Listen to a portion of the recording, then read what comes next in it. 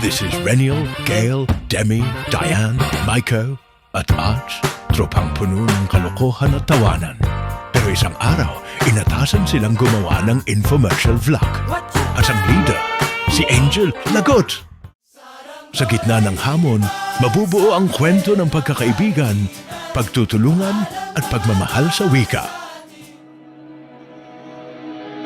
Alam mo ba gano'ng kahalaga ang wika? Hindi lang yung basta salita, may lalim, may sistema. Kuya, alam mo ba, bagsak matapos sa pagsusulit kanina. Bagsak? Saan yung mali? Ano yung mga naririnig nyo?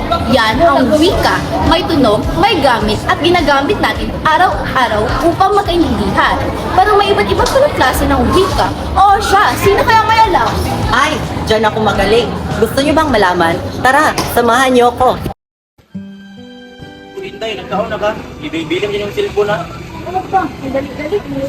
Apoy kayo madlaw. Araw. Ang naririnig niyo, yan ang mga unang wikang natutuhan sa bahay. Tulad ng Cebuano, Ilocano, Ilonggo, at iba pa. Tinatawag natin itong katutubong wika.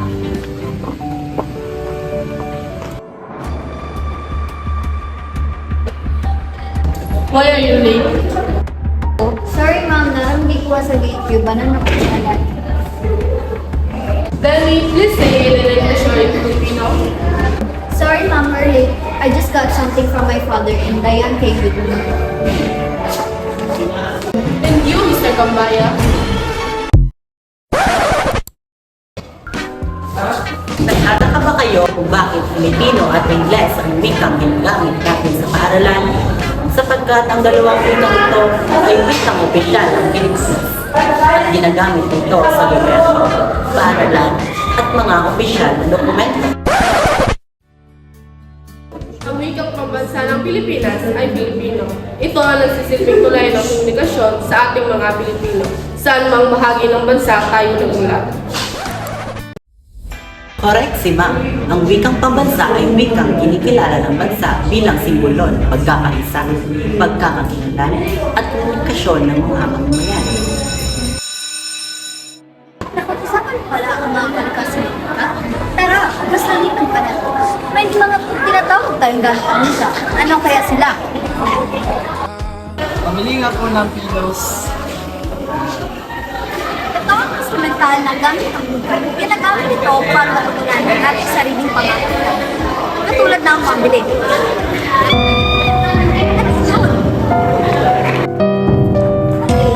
Daniel, ba't ka sumigaw? Akala ko may mga sa loob. Sinig ko lang wala nakatayo. Pagbukas ko ng dito. Oh, yan! Yan ang nurse ko. Gamit ng wika para magtanong, mag-imbestiga at maghanap ng impormasyon. Paalala po, magsuot tayo ng face mask sa loob ng paaralan upang maiwasan ang paglaganap ng mga sakit. Ang naririnig sa aralan, ito ang gamit ng wika para magbigay ng argument o panunod sa kilos ng tao. Uy guys, may bago na tayo klase, foreigner!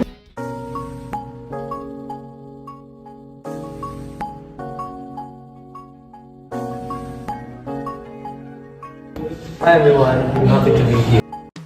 Hello, you ate already? Eat? Oh yes, I already had a breakfast.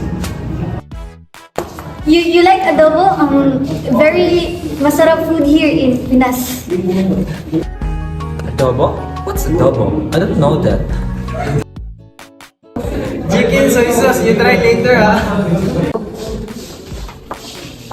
Tawag sa ginagawa nila ay pidgin. Isang wika na nabubuo kapag magkaibang tao at paiba't ibang unang wika ay nag-uusap para magkaintindihan.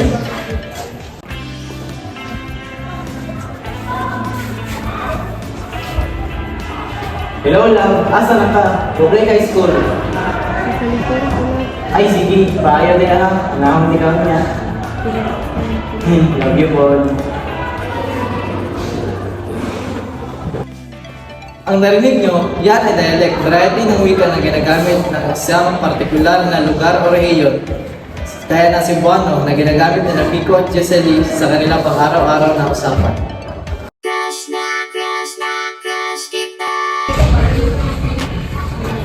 Hi, Ka! sa inyo, hilinan kita. Uy, thanks! May pa-surprise pa. May dala ako para sa'yo.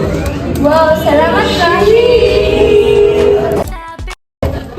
Alam mo ba, yung mga gaya ng salita, crushing, shape, fame, at salamat ay halimbawa ng social life. Variety ng wika na ginagamit ng partikular sa grupo o samahan. Madalas ito sa barkada o magka-crush. Hindi lang tuwing buwan ng wika, dapat natin pahlagan ng wika. Dapat araw-araw, sapagkat sa bawat salita, may nagsasaya, sa bawat wika, may pagkakakilanlan.